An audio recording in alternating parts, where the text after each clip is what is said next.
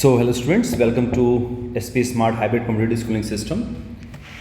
बेटा on your day 2 of NDA classes आप लोगों को कुछ क्वेश्चंस दिए गए थे एज असाइनमेंट. उन क्वेश्चंस को डिस्कस कर लेते हैं.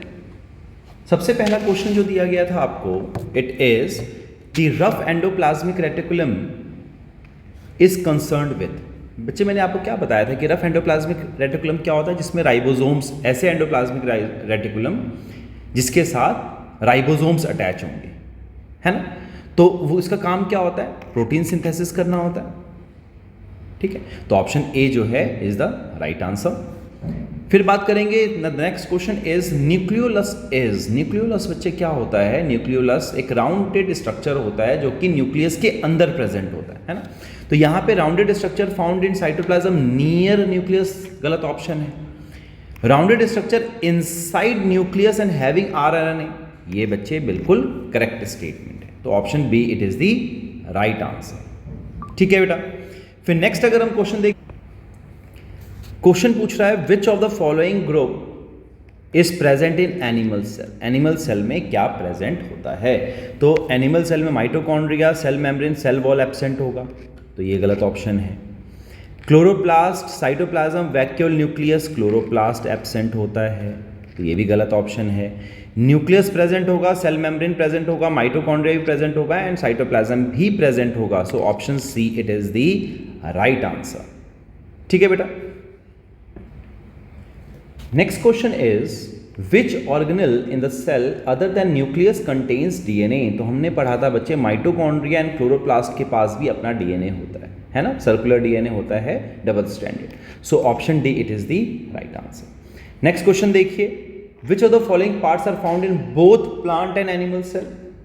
दोनों में क्या प्रेजेंट होगा, both plant and animal cells के अंदर क्या प्रेजेंट होगा बच्चे.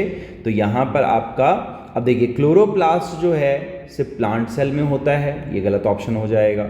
Cell wall, nucleus and vacuole, cell wall भी सिर्फ प्लांट में होता है, ये भी गलत है. Cell membrane, cytoplasm and nucleus, तो ये तीनों चीजें जो हैं प्लांट प्लस एनिमल दोनों में प्रेजेंट होगा, तो option C it is the right answer. Next question देखिए, which one among the following statement is correct. कौन सा स्टेटमेंट इनमें से ठीक है. प्रोकैरियोटिक सेल पॉजेस न्यूक्लियस, तो बच्चे न्यूक्लियस नहीं होता, न्यूक्लियोइड प्रेजेंट होता है, तो ये ऑप्शन गलत है. Cell membrane is present both in plant and animal cell, बिल्कुल सही बात है. सेल मेम्ब्रेन दोनों में प्रेजेंट होगा, प्लांट एंड एनिमल सेल दोनों में होगा. Mitochondria and chloroplast are not found in eukaryotic cell. बच्चे these are found in eukaryotic cell. Plants में होता है ये, है ना, तो ये स्टेटमेंट भी गलत है.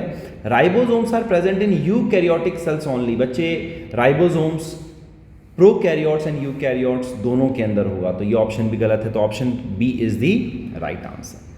नेक्स्ट क्वेश्चन देखिए, which of the following is a part of endomembrane system of eukaryotic cell. Endomembrane system का पार्ट क्या होता है. एंडोमेम्ब्रेन सिस्टम का पार्ट होता है बेटा एंडोप्लाज्मिक रेटिकुलम होगा, है ना, गोल्जी कॉम्प्लेक्सेस होगा इसका पार्ट, लाइजोसोम्स होते हैं, वैक्यूल्स होता है, तो option D it is the right answer. ठीक है बेटा.